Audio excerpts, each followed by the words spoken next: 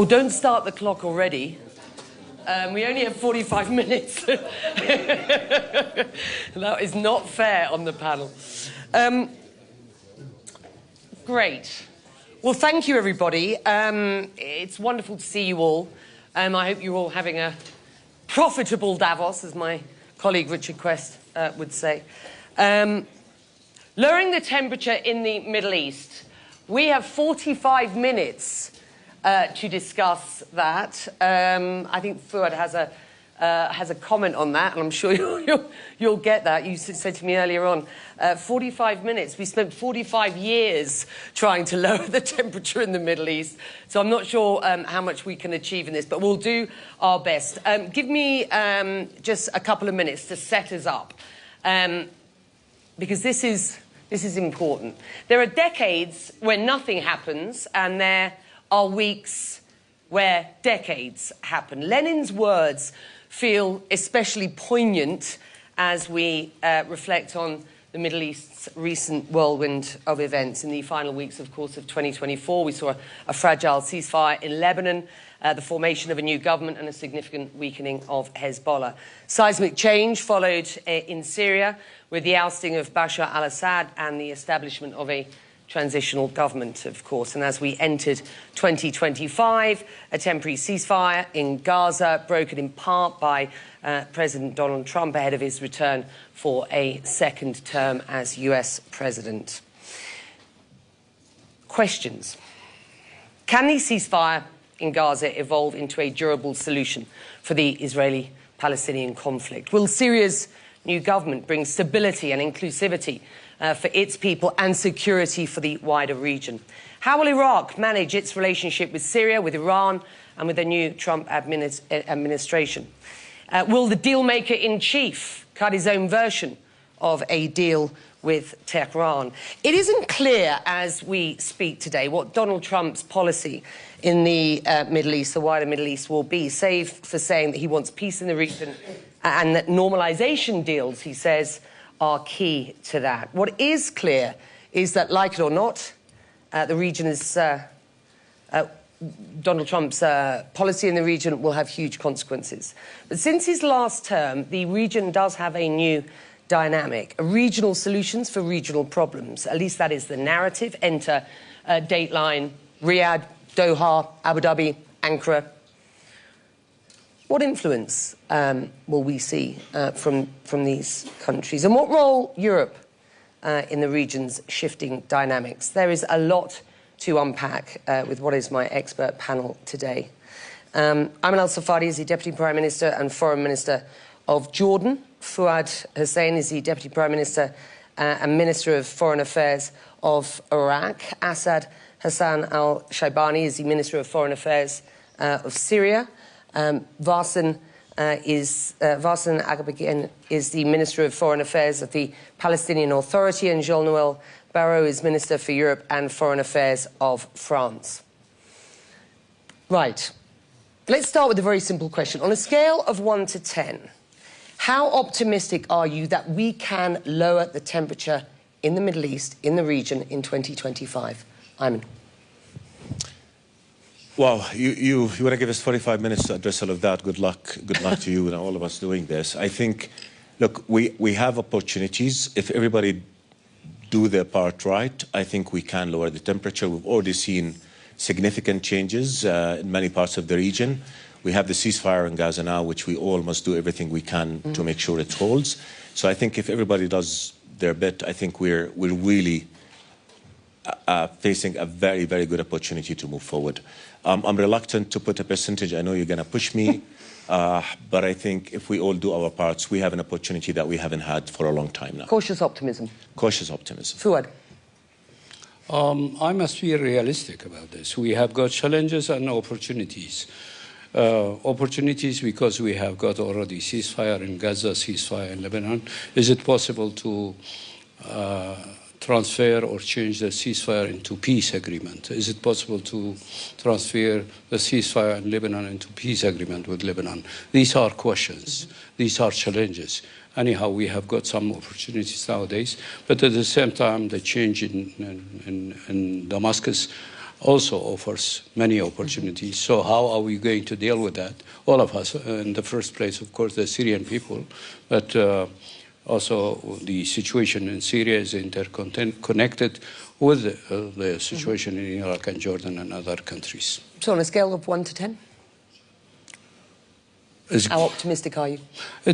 Anyhow, as I said, these opportunities, they are first steps towards some solutions. But at the same time, we must be realistic about the change of the administration in Washington and the situation in Iran. So cautious optimism. There is another challenge which is ahead. Minister. Yes. Depending on what happened in Syria, of course, we are very optimistic for the future of Syria. Regarding our country, we can say that we are 1 of 10. We can say 10. And regarding for the Middle East, we can say 8 to 9. And regarding to the world, we can say 7. Thank you. Thank you. Minister Barrow. So I would say 5 out of 10. I think we've gone half of the way by lowering the temperature in the Middle East over these past few weeks, with a ceasefire in Lebanon, a ceasefire in Gaza, a regime change in Syria. But all this will only be sustainable if this comes with political solutions. So putting an end to brute force that gave way to diplomacy and negotiation was a very important and significant first step. But there is still a lot of work to do to make sure that this is durable and sustainable. Faisal. I'm also cautiously optimistic, but I will say 6, but under the condition that there is a new outlook on what peace entails and what a genuine peace process means. Right, so thank you. I'm pleasantly surprised, but perhaps I shouldn't be, that we've got some cautious optimism. I mean, I said more than cautious optimism, but that's good. That's a good place to start. So, Faisal, let's come back down this line and start with Gaza. How confident are you that this deal will go beyond even this first week of this first stage, and that we can, in any way, expect to get a durable peace at the back end of it? And what role Donald Trump now as new US president? Well, things are very unpredictable and it can go either way. But what we hope as Palestinians, and for saving lives, that this ceasefire becomes a permanent position that would lead us to something bigger. Now, President Trump is a key player. And the USA can do a lot, and we've seen it in the last week.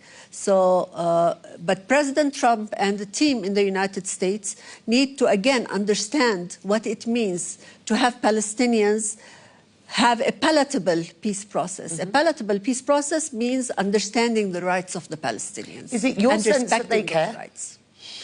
They can if there is enough work from the region, from our brothers and sisters, from the international community, on talking about the durability of a sustainable peace. If you want a sustainable peace, then it has to have parameters that are different than what was thought before on either continuing the status quo in the Middle East or really achieving a sustainable peace. So what you're saying is we cannot just dust off what was a Kushner plan back in 2020 for a solution to the conflict? Yes, what was there on the table in 2017, 2018 will not bring us peace. Not for the Palestinians, not for the Israelis, not for the region.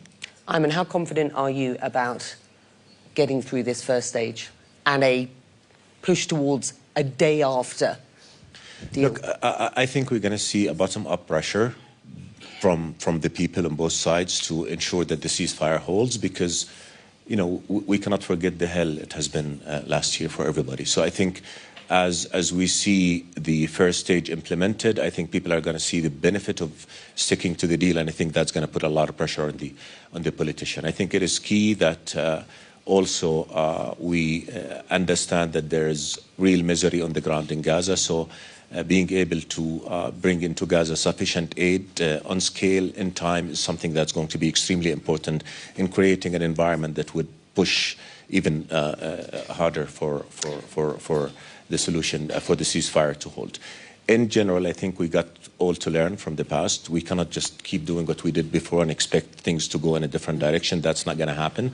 Ultimately, we cannot go to pre-October 7 reality, because it is the reality that is the context in which what has happened since then happened. So I think we've got to look at what is it that we can do to make sure that nothing that has happened on and 6 October 7 happens again. And for that, we need to give political horizon. We need to restore hope.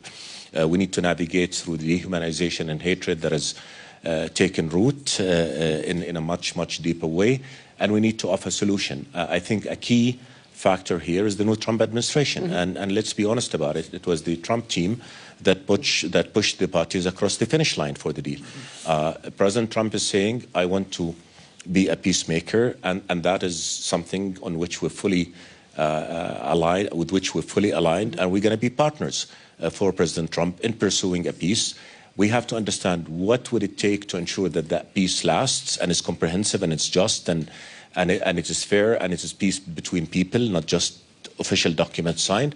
And for that to happen, people have to accept it. And for people to accept it, it has to address the legitimate rights of Palestinians, one last thing, for freedom and statehood, and also address Israel's concern about security and positioning in the region. I think we can do that. We have enough solutions that have been put on the table. As I told you before, Becky, we're not short on ideas, we're short on will.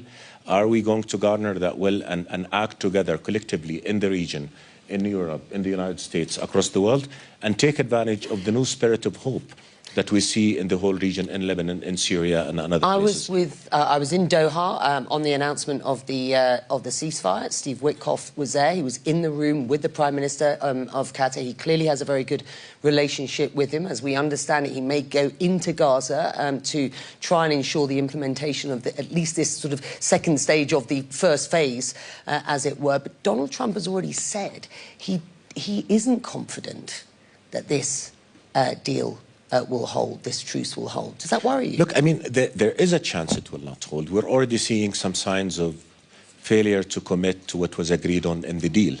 But I think it is in everybody's interest that the deal holds. I think we have an opportunity in which we can build.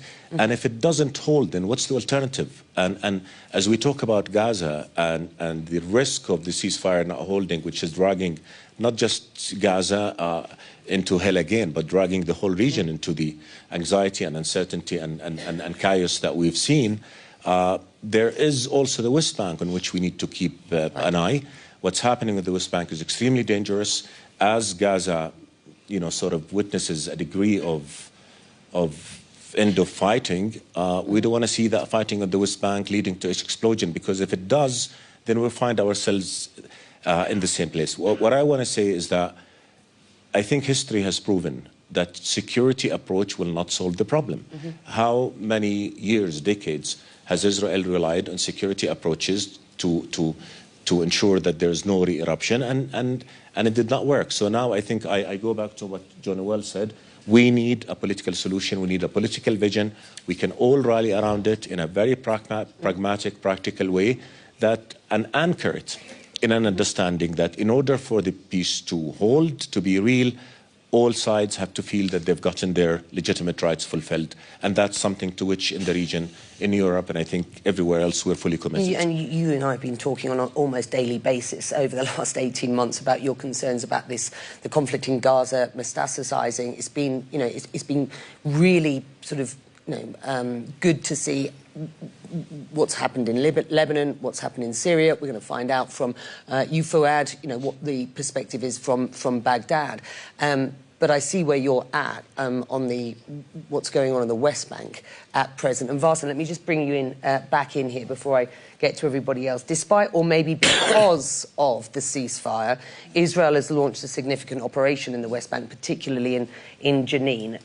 Are these acts, to your mind, meant to further undermine the PA in the eyes of the Palestinians on the West Bank? Seen by some, the PA is seen by some as collaborators with Israel at present, just as conversations about what the day after in Gaza might look like. What's your sense?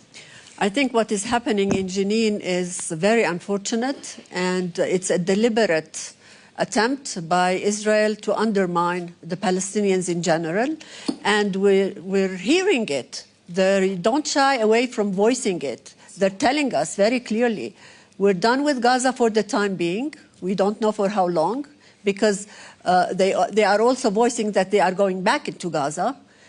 But now it's a time on the West Bank, and we will do on the West Bank what we have done on the Gaza Strip. And this is very worrying for the Palestinians. We were trying, the Palestinian Authority was trying to contain the violence on the West Bank, but now the Israelis come in and they certainly undermine everything the Palestinian Authority was doing. Asad, I'm going to bring you in here at this point. I think it's important that we don't park the Gaza story, clearly don't park the Israel-Palestine conflict, and don't park any conversations we might want to have about the day after at this point. But Asad, you are here, Minister, in Davos for the first time, representing a transitional government in Damascus. It says it has come to power for all Syrians and for a new Syria. What does the international community, especially the new Trump administration, need to do to support this government? And how do you guarantee to Syrians and the international community, from whom you are expecting a great deal of help, that you are willing to work both internally and around the region to help ensure security? Yes, thank you. First of all, what's happened in Syria, we are now in 50 days. We bring the hope for all the Syrian people, and also we bring the hope for all the world and for the region. And we were bombed and tortured and displaced during 14 years. And what happened, of course, it brings stability and security for Syria and for all the region and the world. Of course, what we are looking for from the Trump administration that to support the stability and security by removing the sanctions imposed on the Syrian people, and also all the Syrian people has positive expectation from the new administration regarding the supporting the political process and also supporting the new road and new future of the Syria. So, Minister, let me stop you there.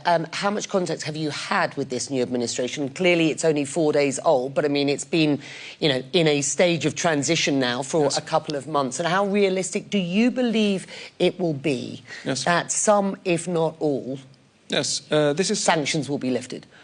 Yes, the sanctions now, it's turned into against the Syrian people. In the past, the sanctions imposed against the Assad regime because of the torturing people in Sinai and other prisoners.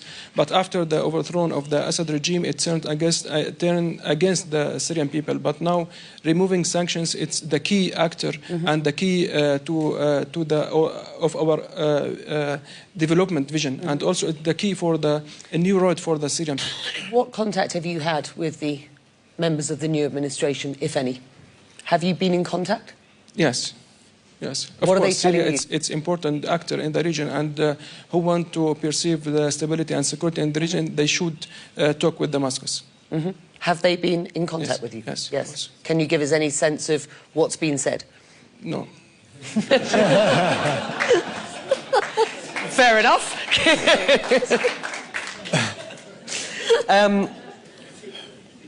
Let me bring Minister Fuad Hussein in at this point. I'm coming back to you.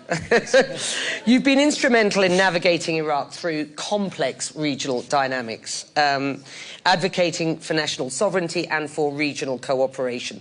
What is your view about what is going on in Syria? What danger do you believe there is in any instability that there may be there spilling over into your country?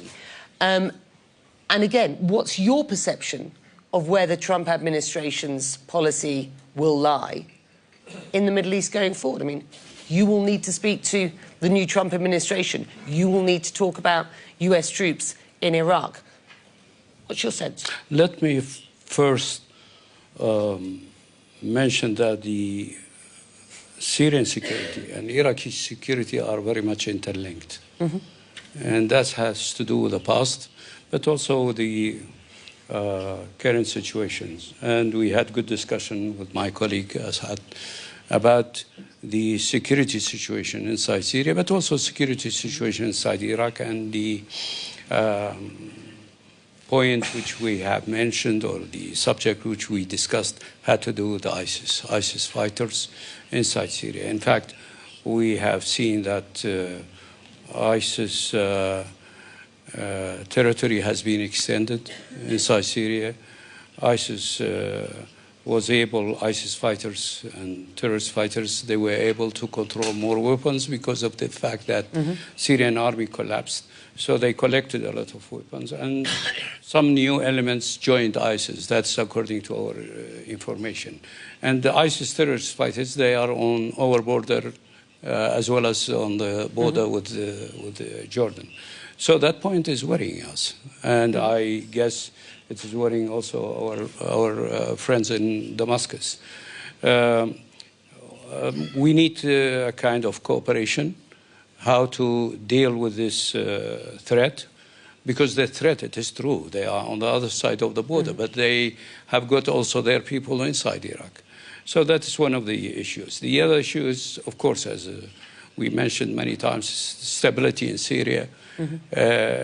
It will be in the benefit of the Iraqi people and Iraqis. So we hope that, and we respect the will and wishes of the Syrian people, but at the same time, this new situation, the current situation in Syria, it needs cooperation and with various countries, and Iraq is included. We are ready to cooperate with the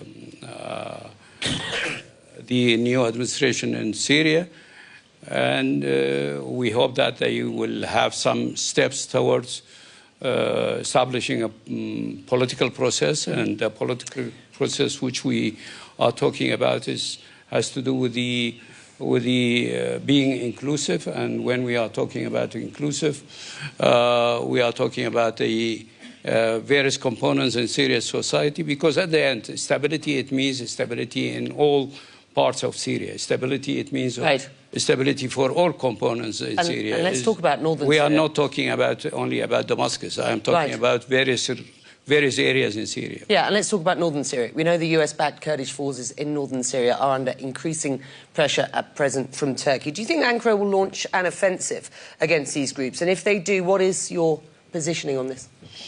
No, that will be dangerous. Why?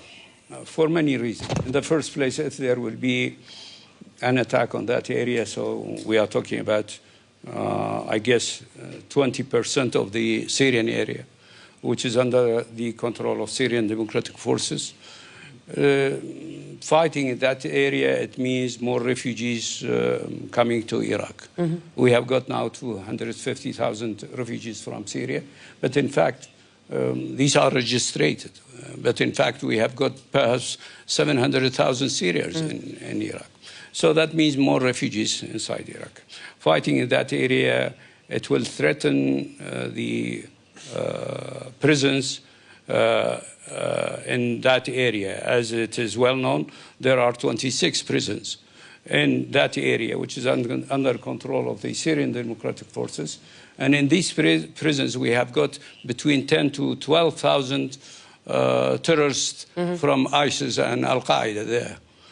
So imagine if those will be free or they will be released. Many of them, they are Iraqis. The others, they are Syrian and from other nationalities.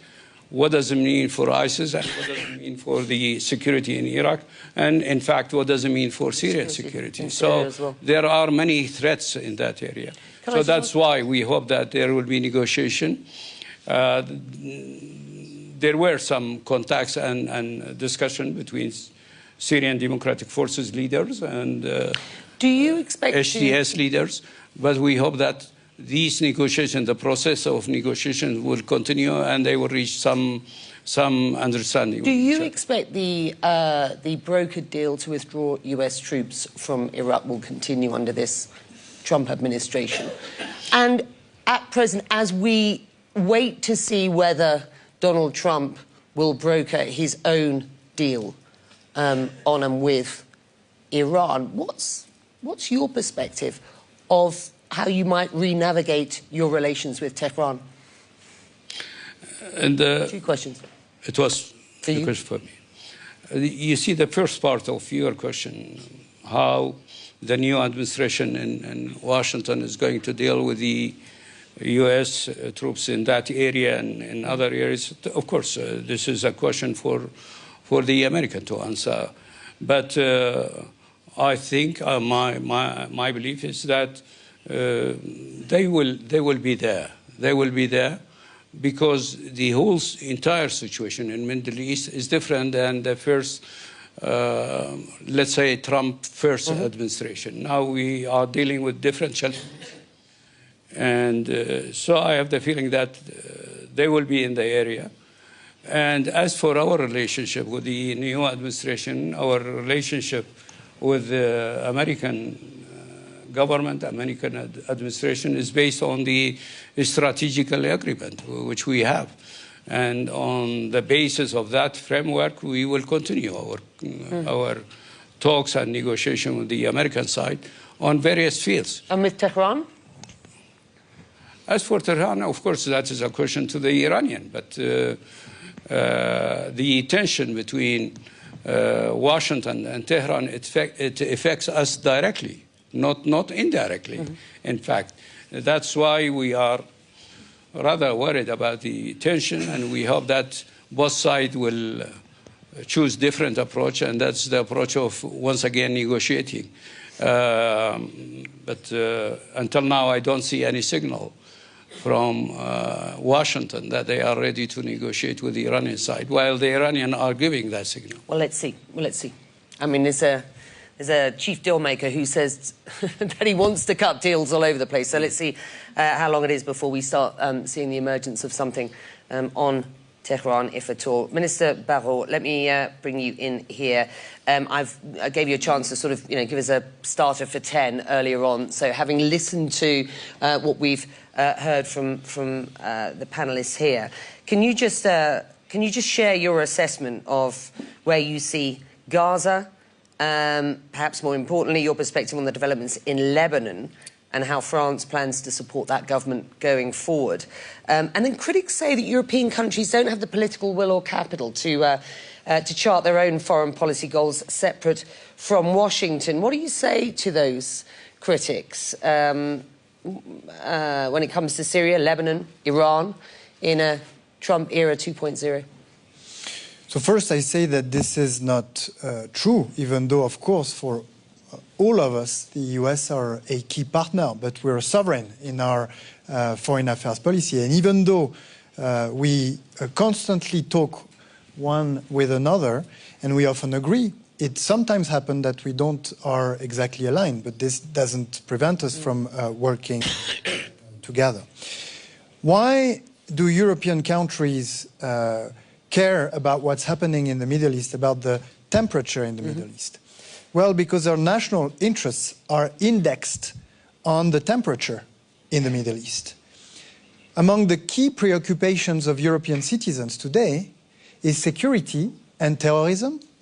And as far as France is concerned, 10 years ago, there was a massive terrorist attack that was initially prepared in Syria under the regime of Bashar al-Assad and by ISIS forces.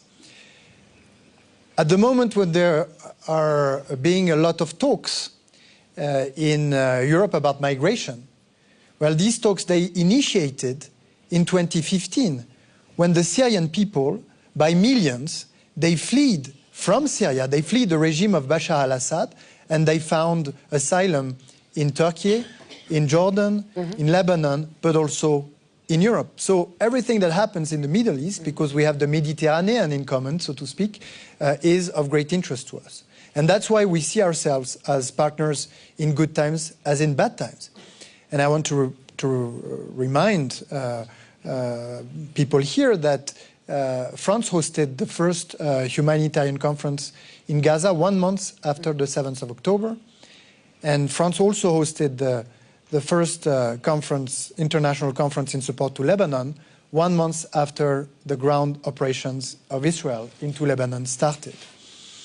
And now that we've achieved ceasefire, and get back to that, alongside with countries of the region, Arab countries, countries for the Gulf, we are willing to participate, whether it's Gaza, Lebanon, or Syria, in the reconstruction of those countries and to consolidate the political solutions that will go alongside those reconstruction efforts. As far as Gaza is concerned, it's been said already, it's a huge relief that there is a ceasefire that puts an end to the brute force that destroyed a huge part of Gaza, that made so many civilian deaths, and that allowed the partial release of hostages, and we're waiting desperately for the release of our 2 French hostages, hopefully in the weeks to come.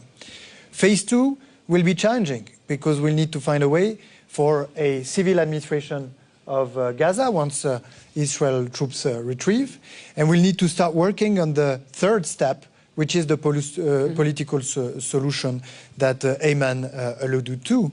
And we're already working with Saudi Arabia and partners from the region ahead of the UN International Conference that will be held in June of 2025 in New York and co-chaired by Saudi Arabia and France. What does France bring to the table? What's the offer?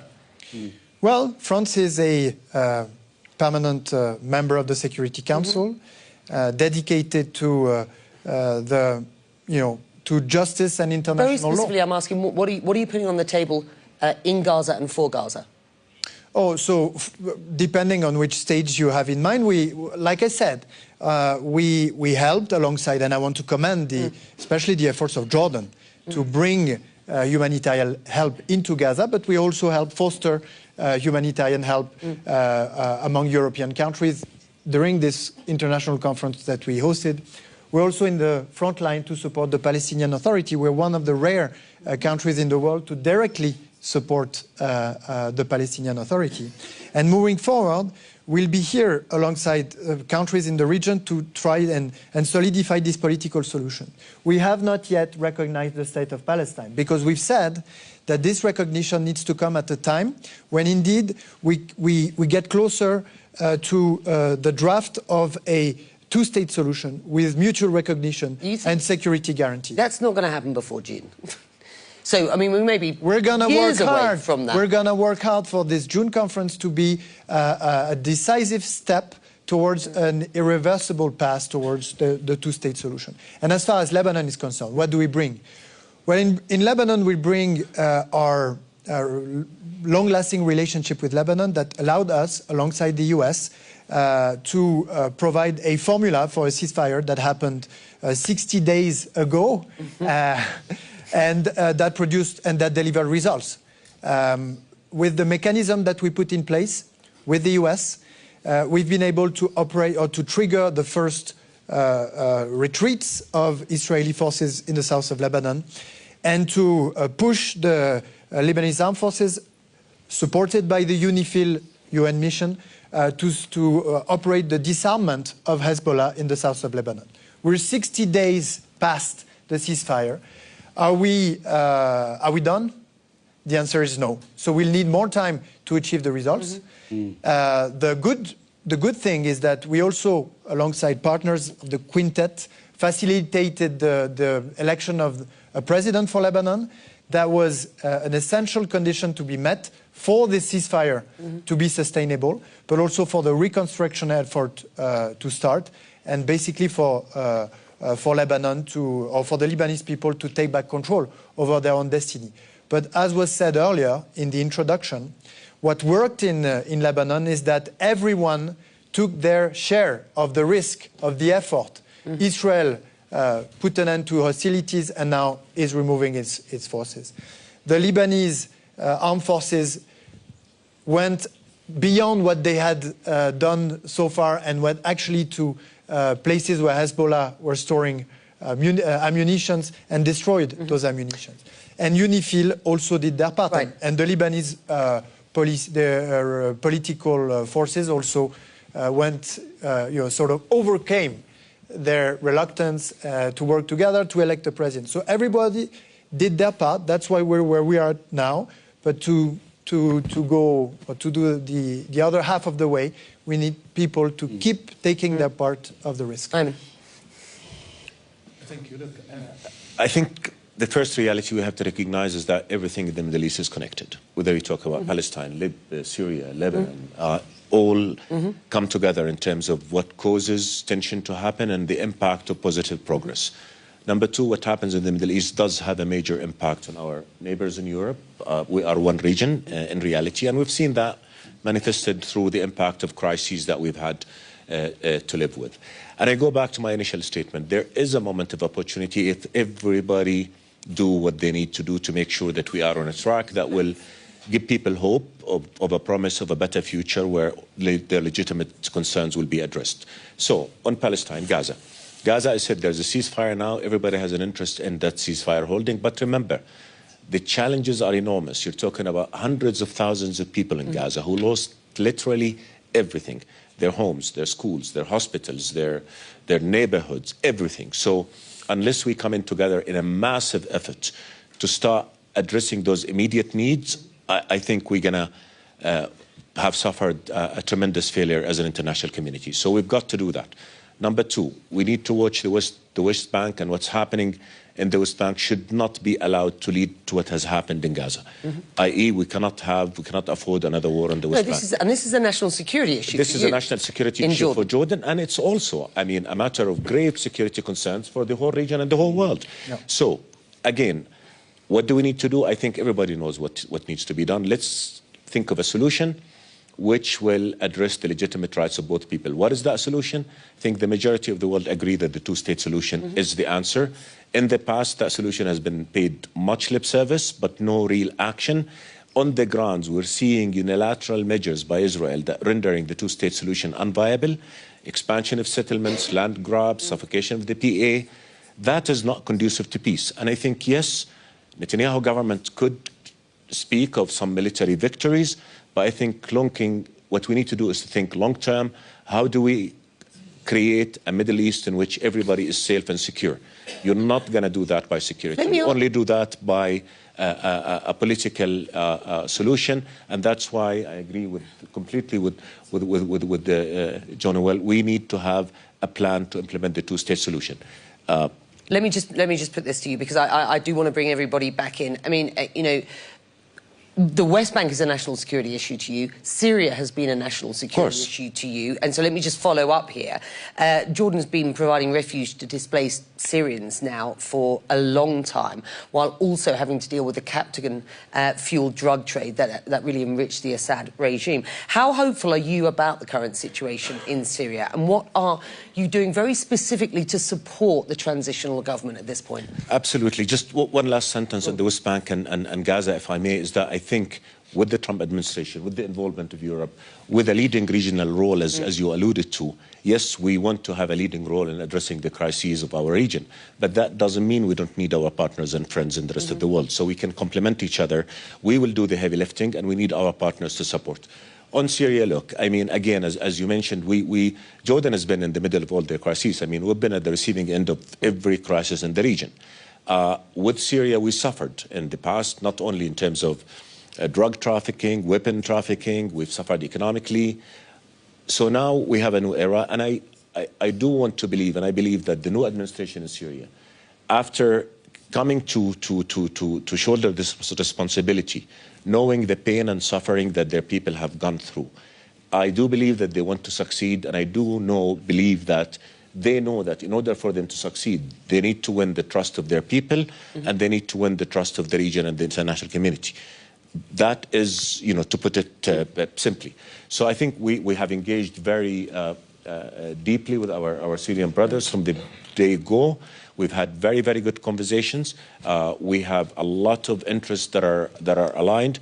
Now, terrorism is one common threat, and as Fuad said, we see Daesh rearming, regrouping. They've acquired a lot of weapons from the stockpiles of the Syrian army. That's a challenge to all of us, and we're already in discussion on how do we deal with that threat, not just among us, but also with our partners in Europe and the States, because that's a collective thing. Number two, drug trafficking is still happening to Jordan, and that's a tremendous challenge. But again, we're in discussion with our brothers in the new administration, and we have the same interest here in ending that threat, because it is a threat to both of us. What we have to remember, though, is that I think we owe it to the new administration to be a little bit patient. They've just taken their responsibility. It's an enormous task to run a country that has been really broken down. Yeah, but how long are you going to give them? How long do you think the region is going to give Syria? How much support will they get, and how long will they be given? Look, we're very supportive. As you said, we have 386 kilometers of border with Syria. We're working together and making sure there's a flow of trade, a flow of connecting infrastructure, electricity, gas, flow of aid. All that is happening. We've also had very good meetings. We decided to form committees not just on trade and other issues, but also on security and defense, water issue. The Syrian regime violated our water rights. But then again, we're patient. We're not going to push our friends now and say we have to solve it. We've got to give them time. But I think, and we have this conversation in full honesty, because look, we have an interest in Syria succeeding, not just because we care about Syria, which we do, but because what happens in Syria will have a direct impact on us. If Syria succeeds, we all benefit. If Syria, God forbid, collapse into chaos, we will pay the price probably more than anybody else. So that said, I think they are saying the right things, as I said. I mean, they want an all-inclusive government that represents and fairly protects the rights of all citizens. They need to build the states, and we're fully supportive to them. I think they know the urgency of moving forward more than anybody else, and we're there to support Minister, them. how would you describe the support that you're getting very specifically at present from Qatar and Turkey? What is the influence? What are you being told from Riyadh? Yes. Who's offering what at this stage? Yes. More than just we hope we will help, as long as the new government looks like it's inclusive and it's going to work. Yes, if you are interested in the Middle East, you can't ignore the importance of Syria. And if you want also to take authority of Syrian government, you can't ignore the concern of neighborhood. You understand our location, and also understand the neighborhood concerns. What we have been told in Riyadh and in all of our meetings in Damascus and abroad, that all the countries are interested in Syria, and they wish to Syria to be stable and secure, because the stability and the security of Syria, it will be its impact on the region. Of course, the infrastructure is destroyed by the Assad regime, and we understand the challenges, and we give the world a high expectation from our fast overthrow of Assad regime in 12 days, and we understand this, but the world also should be patient for us. Now we are just in 50 days, and of course we need a brilliant and a very good example of a new Syria, but we need also the support of international community and our country in our region. You and I were at the same supper the other night with Javad Zarif, who wished the new Syrian leadership a lot of success. Yes, and this was his view, not perhaps a view from Tehran, but this was Zarif's view. He sort of overlooked the influence that Iran has had through its proxy Hezbollah, although he wouldn't admit to that, in supporting Assad in the past. But he certainly wished you the best. I wonder, how much are you prepared to have relations with Iran, if at all? What is your perception about where Syria should position itself with regard Iran at present? And to Minister Barrot, France, the UK and Germany have recently held talks with Iran aimed at potentially reviving the Iran nuclear deal. Javad Zarif told me at this same supper that Tehran is willing to engage with the new Trump administration, but insists that Washington must purchase its ticket back at the negotiating table, and he very specifically said the price has gone up. To which you say what? Let me start with you, and I'll come back to you, Assad. Let's start with Minister Barrot. No, so earlier in the conversation, in the introduction, when you were speaking about the temperature itself generally, because we were seeing that there are different situations, even though they're all interconnected, and if the temperature seemed to have gone down across countries is also because the main source of temperature and instability has kind of broken down. And this is the Iran so-called axis of resistance. Some will argue that Israel is also a reason for why we have had such significant temperature increases well, you know, across the region. But anyway, I understand your point. The very significant temperature increase over the past 2 years is the 7th of October that Iran supported, and the 8th of October regarding Lebanon, which is the attacks of Hezbollah against the north of Israel. Yeah. No, this does not sort of preclude Israel and its responsibilities, but the fact is that the axis of resistance has largely broken down. With respect to Iran, again, a topic that we're clearly going to keep working on very closely because it touches upon our own security interests. The nuclear program would generate massive security issues for Europe and the rest of the world. The ballistic program of Iran now generates direct security concern for some European countries. And that's why we've expressed to Iran with the British and the German partners of the E3 our willingness to move forward with tough negotiation that start with a full assessment that we requested from the Board of Governors of IAEA, and that will be presented early in the spring. Is it and your that will sense be a point or a starting point for decisions to come. Is it your sense that the Foreign Minister has been given the green light by the Supreme Leader to negotiate a deal with the US? First question, because my sense was from Zarif that actually indeed is the case. To you, Fuad, I wonder whether you have been asked to or would be prepared to mediate in any US Tehran negotiations on a new deal.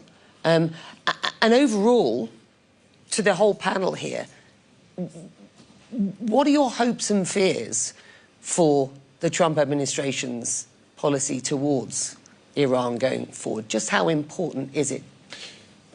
Listen, I hope he got a mandate because he has a mandate to negotiate with us.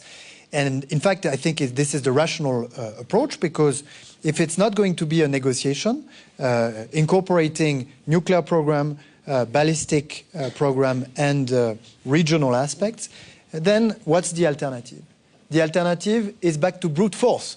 And brute force is unlikely to generate any positive solutions either for the region, for Iran themselves, but even for us, Europe and the US, because it's unlikely that we can sort all the problems caused by these nuclear and ballistic programs by brute force only.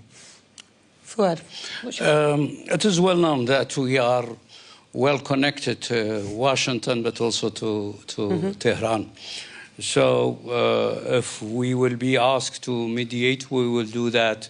And it will be in the interest of Iraq, but also in interest of the region and international, in the interest of international peace. We have been asked in the past during Biden administration to mediate, and we did it. In fact, I can say that now because it is part of the history. We organized the last meeting between the Iranian side and the American in New York. It was through us that we approached the American side and the Iranian, and they had their meeting in New York. Between Saudi and Iran, of course. So I mean, there's clearly a Riyadh opportunity for mediating this time. Riyadh and Tehran. It was in Iraq that we have all these meetings, and we were also between Tehran and many other countries, by the way. We're out of time, so I'm just going to literally ask you all, do you have confidence that whilst it is clear that what Donald Trump's policy towards the Middle East is going forward will have huge consequences for the region, are you confident that the region, and again I bring in Dateline Riyadh, Dateline Abu Dhabi, Dateline Doha and the rest, you know, this new era, this new dynamic of regional solutions for regional problems. I mean, I don't know anybody who shuttles around the region more than you do. as you felt cautiously optimistic about the lowering of the temperature across this region, what role the region for its own backyard? Look, we're trying everything we can. I think we're offering solutions, I think, on the premise of a very clear policy objective, which is to ensure peace and stability and therefore prosperity for our peoples. That is the objective. And to achieve that objective, I think we need to put everything on the table very openly, very frankly. Palestinian-Israeli conflict is key. Unless we solve it, instability will continue to hover over our future. The key to solving that is two-state solution that fulfills the right of all. I think for Iran, the stakes are too high. And again, as Jonah well said, military solutions do not solve issues. They only lead to more conflicts, particularly if the root cause of conflicts are not addressed. And Iran needs to appreciate there's a new dynamic in the region now, which means that everybody's got to play by the rules and no meddling in the affairs of other countries and respecting for their rights. I think Syria, we've got to all rally behind the new administration to make sure that the support as they also do what's right for their people and rebuild and respect the rights of all. Lebanon needs the support. Terrorism is a new threat that we all have to keep our eyes on, and we need to work on that. So I think in the region, we're ready to do the heavy lifting to solve the crisis of our region. We need our partners, but I think we do need the understanding from our partners that we know our region well, we know what it takes to achieve peace, and we need to be given the space to offer our solutions and to be listened to and not talked at as we approach those challenges. It's been a pleasure. I mean, 24, 48 hours before the next stage of the first phase of the release of hostages in Gaza, the release of Palestinian prisoners in exchange, and the further surge in humanitarian aid. I guess I speak for this room when I say, you know, we all hope that this is going to work. I think if we can see progress, it seems to me, as we've been discussing, that if we can see progress on the ground in Gaza, that can cascade into a better atmosphere for at least, you know, a process for a solution to the Palestinian-Israeli conflict, and all of this cascades, of course, through the region. It is a busy region. It is all interconnected. 45 minutes is not anything long enough, but as Fuad said, he spent 45 years trying to lower the temperature in the Middle East. So, I mean, we were only going to skate across the surface, but it's been an absolute pleasure. Thank you very much indeed, and welcome to the DAVOS for you. Thank you.